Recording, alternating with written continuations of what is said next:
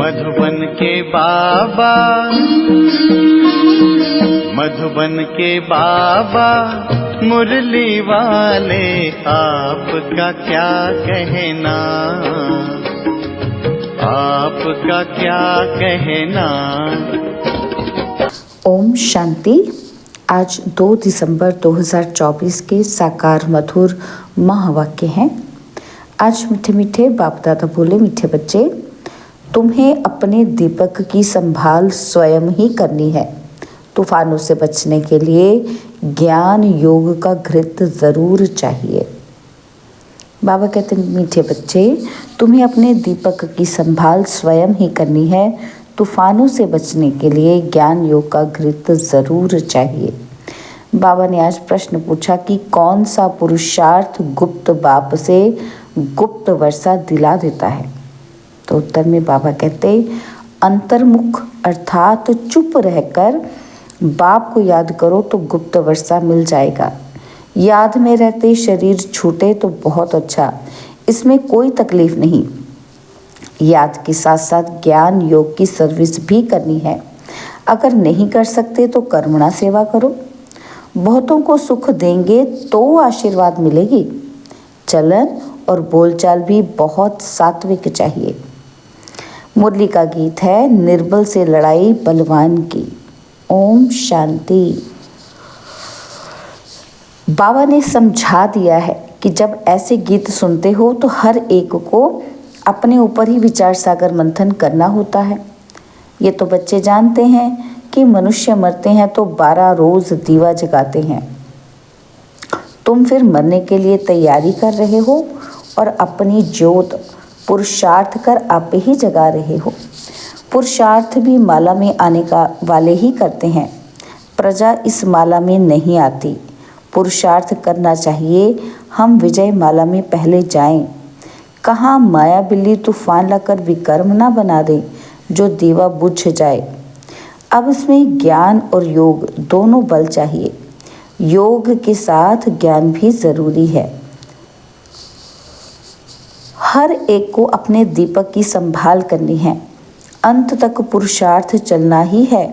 Race चलती रहती है तो बहुत संभाल करनी है कि कहीं ज्योत कम ना हो जाए, बुझ ना जाए। इसलिए योग और ज्ञान का घृत रोज डालना पड़ता है। योग बल की ताकत नहीं है तो दौड़ नहीं सकते हैं, पिछाड़ी में रह जाते हैं। स्कूल में सब्जेक्ट होती है, देखते हैं कि हम इस सब्जेक्ट में तीखे नहीं हैं तो हिसाब में जोर लगाते हैं। तो यहाँ भी ऐसे हैं। स्थूल सर्विस की सब्जेक्ट भी बहुत अच्छी है, बहुतों की आशीर्वाद मिलती है। कई बच्चे ज्ञान की सर्विस करते हैं। दिन प्रतिदिन सर्विस की वृद्धि होती जाएगी। एक धनी के 6-8 दुकानें भी होती हैं। सभी एक जैसे नहीं चलते। कोई में कम ग्राहकी, कोई में जास्ती होती है। तुम्हारा भी एक दिन वह समय आने वाला है जो रात को भी फुर्सत नहीं मिलेगी। सबको पता चलेगा कि ज्ञान सागर बाबा आया हुआ है। अविनाशी ज्ञान रत्नों से झोली भरते हैं। फिर बहुत बच्चे आएंगे, बात मत पूछो। 1-2 को सुनाते हैं ना, तो यहाँ ये वस्तु बहुत अच्छी सस्ती मिलती है। तो तुम बच्चे भी जानते हो यह राजयोग की शिक्षा बहुत सहज है। सबको इस ज्ञान रत्नों का मालूम पड़ जाएगा तो आते रहेंगे। तुम यह ज्ञान और योग की सर्विस करते हो। जो यह ज्ञान योग की सर्विस नहीं कर सकते तो फिर कर्मणा सर्विस की भी मार्क्स है। सभी की आशीर्वाद मिलेगी। 1-2 को सुख देना होता है। यह तो बहुत बहुत सस्ती खान है। यह अविनाशी हीरे जवाहरों की खान है। 8 रत्नों की माला बनाते हैं ना, पूजते भी हैं, परंतु किसी को पता नहीं है ये माला किसकी बनी हुई है। तुम बच्चे जानते हो कि कैसे हम ही पूज्य सो पुजारी बनते हैं।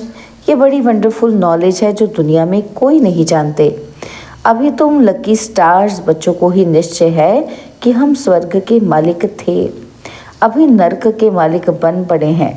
स्वर्ग के मालिक होंगे तो पुनर्जन्म भी वहाँ ही लेंगे। अभी फिर हम स्वर्ग के मालिक बन रहे हैं। तुम ब्राह्मणों को ही इस संगम युग का पता है। दूसरी और सारी दुनिया है कलयुग में। युग तो अलग अलग है ना, तो सतयुग में होंगे तो पुनर्जन्म सतयुग में ले लेंगे। अभी तुम संगम युग पर हो। तुम्हारे से कोई शरीर छोड़ेंगे तो संस्कारों अनुसार फिर यहाँ ही आकर जन्म लेंगे। तुम ब्राह्मण हो संगम युग के, वह शूद्र हैं कल युग के। यह नॉलेज भी तुमको इस संगम पर मिलती है। तुम बीके ज्ञान गंगाएं प्रैक्टिकल में अब संगम युग पर हो। अभी तुमको रेस करनी है, दुकान संभालनी है। ज्ञान योग की धारणा नहीं होगी तो दुकान संभाल नहीं सकेंगे। सर्विस का अजूरा तो बाबा देने वाला है। यज्ञ रचा जाता है तो किस्म किस्म के ब्राह्मण लोग आ जाते हैं। फिर किसको दक्षिणा जास्ती और किसको कम मिलती है। अब यह परमपिता परमात्मा ने रुद्र ज्ञान यज्ञ रचा है। हम हैं ब्राह्मण, हमारा धंधा ही है मनुष्य को देवता बनाना। ऐसा यज्ञ और कोई होता नहीं कि जो कहे कि हम इस यज्ञ से मनुष्य से देवता बन रहे हैं। अब इसको रुद्र ज्ञान यज्ञ अथवा पाठशाला भी कहा जाता है। ज्ञान और योग से हर एक बच्चा देवी देवता पद पा सकता है। बाबा राय भी देते हैं कि तुम परम धाम से बाबा के साथ आए हो। तुम कहेंगे कि हम परम धाम निवासी हैं। इस समय बाबा की मत से हम स्वर्ग की स्थापना कर रहे हैं। जो स्थापना करेंगे वही ज़रूर मालिक बनेंगे। तुम जानते हो इस दुनिया में हम मोस्ट लकीएस्ट ज्ञान सूर्य, ज्ञान चंद्रमा और ज्ञान सितारे हैं। बनाने वाला है ज्ञान सागर। वह सूर्य चांद सितारे तो स्थूल में है ना, उनके साथ हमारी भेंट है। तो हम भी फिर ज्ञान सूर्य, ज्ञान चंद्रमा और ज्ञान सितारे होंगे। हमको ऐसा बनाने वाला है ज्ञान का सागर। नाम तो पड़ेगा ना, ज्ञान सूर्य अथवा ज्ञान सागर के हम बच्चे हैं। वह तो यहाँ के रहवासी नहीं है। बाबा कहते हैं मैं आता हूँ तुमको आप समान बनाता हूँ। ज्ञान सूर्य, ज्ञान सितारे तुमको यहाँ बनना है।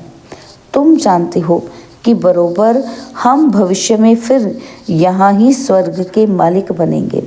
सारा मदार पुरुषार्थ पर है। हम माया पर जीत पाने के वॉरियर्स हैं। वो लोग फिर मन को वश करने के लिए कितने हठ आदि करते हैं। तुम हो हठ योग। बाबा कहते हैं तुम तो हठ योग आदि कर ही ना सको। बाबा कहते हैं कि तुमको कोई तकलीफ आदि नहीं करनी है। सिर्फ कहता हूँ कि मेरे पास आना है, इसलिए मुझे याद करो। मैं तुम बच्चों को लेने आया हूँ, ऐसे और कोई मनुष्य कह ही ना सके। भल अपने को ईश्वर कहें परंतु अपने को गाइड कह ना सके। बाबा कहते हैं मैं मुख्य पंडा कालों का काल हूँ। एक सत्यवान सावित्री की कहानी है ना, उनका जिस्मानी लव होने के कारण दुखी होती थी। बाबा कहते तुम तो खुश होते हो, मैं तुम्हारी आत्मा को ले जाऊंगा, तुम कभी दुखी नहीं होगे। जानते हो हमारा बाबा आया है स्वीट होम में ले जाने के लिए, जिसको मुक्ति धाम निर्वाण धाम कहा जाता है। कहते हैं मैं सभी कालों का काल हूँ। वह तो एक आत्मा को ले जाते हैं, मैं तो कितना बड़ा काल हूँ।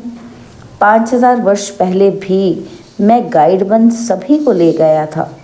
साजन सजनियों को वापस ले जाते हैं तो उनको याद करना पड़े। तुम जानते हो कि अभी हम पढ़ रहे हैं और फिर यहाँ आएंगे। पहले स्वीट होम जाएंगे, फिर नीचे आएंगे। तुम बच्चे स्वर्ग के सितारे ठहरे, आगे नर्क के थे। सितारे बच्चों को कहा जाता है।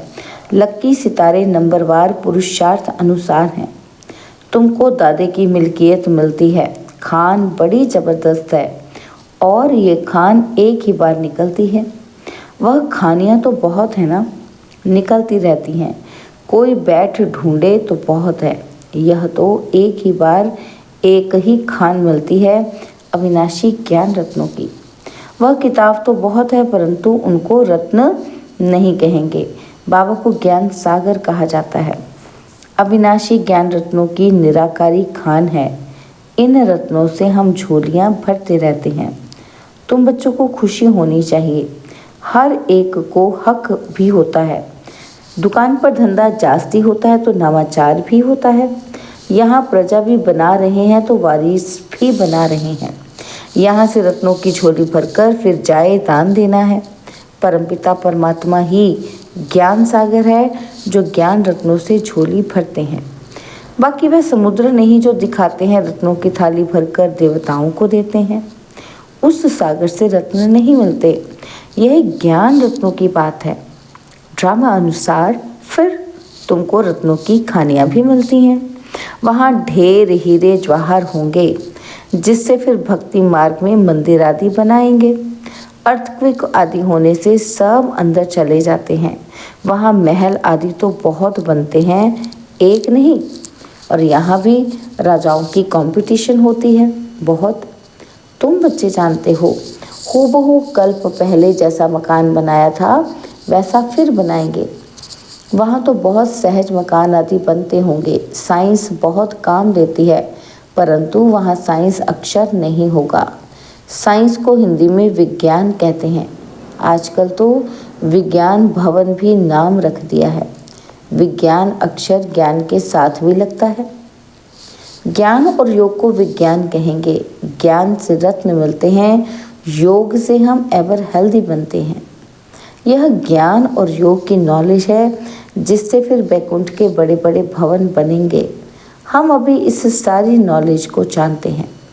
तुम जानते हो हम भारत को स्वर्ग बना रहे हैं। तुम्हारा इस देश से कोई ममत्व नहीं है। हम आत्मा इस शरीर को छोड़ स्वर्ग में जाकर नया शरीर लेंगे। वहाँ भी समझते हैं कि एक पुराना शरीर छोड़ जाए फिर नया लेंगे। वहाँ कोई दुख व शोक नहीं होता। नया शरीर लें तो अच्छा ही है। हमको बाबा ऐसा बना रहे हैं जैसे कल्प पहले भी बने थे। हम मनुष्य से देवता बन रहे हैं। बरोबर कल्प पहले भी अनेक धर्म थे। गीता में कोई ये नहीं है। गाया जाता है आदि सनातन देवी देवता धर्म की स्थापना ब्रह्मा द्वारा। अनेक धर्मों का विनाश कैसे होता है सो तुम समझा सकते हो। अब स्थापना हो रही है। बाबा आए ही तब थे जब देवी देवता धर्म लोप हो गया था। फिर परंपरा कैसे चला होगा? ये बहुत सहज बातें हैं। विनाश किसका हुआ? अनेक धर्मों का। तो अभी अनेक धर्म है ना। इस समय अंत है। सारा ज्ञान बुद्धि में रहना चाहिए। ऐसे तो नहीं कि शिव बाबा ही समझाते हैं। बाबा कहते हैं क्या ये बाबा कुछ नहीं बतलाते? किनकी बात कर रहे हैं? ब्रह्मा बाबा की। तो बाबा कहते हैं इनका भी पाठ है। श्रीमत ब्रह्मा की भी गाई हुई है। श्री कृष्ण के लिए तो श्रीमत कहते नहीं। वहाँ तो सब श्री हैं, उनको मत की दरकार ही नहीं। और यहाँ ब्रह्मा की भी मत मिलती है। वहाँ तो यथा राजा रानी तथा प्रजा सभी की श्रेष्ठ मत है। ज़रूर किसी ने दी होगी। देवताएं हैं श्रीमत वाले। श्रीमत से ही स्वर्ग बनता है। आसुरी मत से नरक बना है। श्रीमत है शिव की। ये सब बातें सहज समझने की है। शिव बाबा की ये सब दुकान है। हम बच्चे चलाने वाले हैं। जो अच्छा दुकान चलाते हैं उनका नाम होता है। हूबहू जैसे दुकानदारी में होता है, परंतु यह व्यापार कोई बिरला करे। व्यापार तो सभी को करना है। छोटे बच्चे भी ज्ञान और योग का व्यापार कर सकते हैं। शांतिधाम और सुखधाम बस बुद्धि में उनको याद करना है। वो लोग राम राम कहते हैं और यहाँ चुप होकर याद करना है। बोलना कुछ नहीं है। शिवपुरी विष्णुपुरी बहुत सहज बात है। स्वीट होम स्वीट राजधानी याद है। वह देते हैं स्थूल मंत्र और यह है सूक्ष्म मंत्र। अति सूक्ष्म याद है। सिर्फ इस याद को करने से हम स्वर्ग के मालिक बन जाते हैं। जपना कुछ भी नहीं है, सिर्फ याद करना है। आवाज़ कुछ नहीं करना पड़ता। गुप्त बाबा से गुप्त वर्षा चुप रहने से अंतर्मुख होने से हम पाते हैं। इसी ही याद में रहते शरीर छूट जाए तो बहुत अच्छा है। कोई तकलीफ नहीं। जिनको याद नहीं ठहरती वो अपना अभ्यास करें।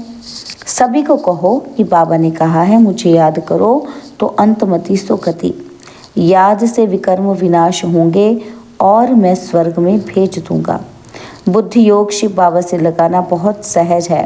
परहेज भी सारी यहाँ ही करनी है। सतो प्रधान बनते हैं तो सभी सात्विक होने चाहिए। चलन सात्विक, बोलना सात्विक, यह है अपने साथ बातें करना, साथी से प्यार से बोलना। गीत में भी है ना, पियो पियो बोल सदा अनमोल। तुम हो रूप बसंत। आत्मा रूप बनती है। ज्ञान का सागर बाप है तो ज़रूर आकर ज्ञान ही सुनाएंगे। कहते हैं मैं एक ही बार आकर शरीर धारण करता हूँ, ये कम जादूगरी नहीं है।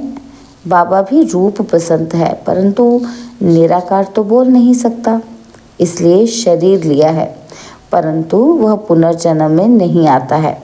आत्माएं तो पुनर्जन्म में आती हैं।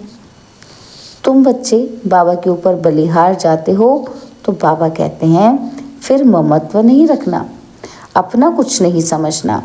ममत्व मिटाने के लिए ही बाबा युक्ति रचते हैं। कदम कदम पर बाप से पूछना पड़ता है। माया ऐसी है जो चमाट मारती है, पूरी बॉक्सिंग है। बहुत तो चोट खाकर फिर खड़े हो जाते हैं। लिखते भी हैं कि बाबा माया ने थप्पड़ लगा दिया, काला मुंह कर दिया, जैसे कि 4 मंजिल से गिरा। क्रोध किया तो 3rd फ्लोर से गिरा।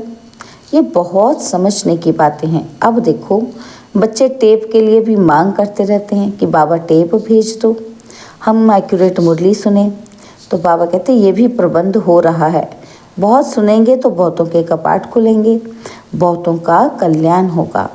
मनुष्य कॉलेज खोलते हैं तो उनको दूसरे जन्म में विद्या जास्ती मिलती है। बाबा भी कहते हैं टेप मशीन खरीद करो तो बहुतों का कल्याण हो जाएगा।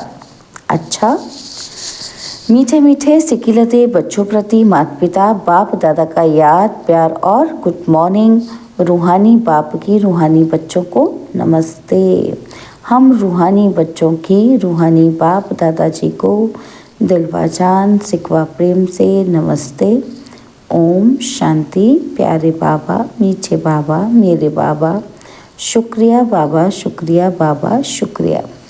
धारणा के लिए मुख्य सार है। पहला पॉइंट है सतो प्रधान बनने के लिए बहुत बहुत परहेज से चलना है।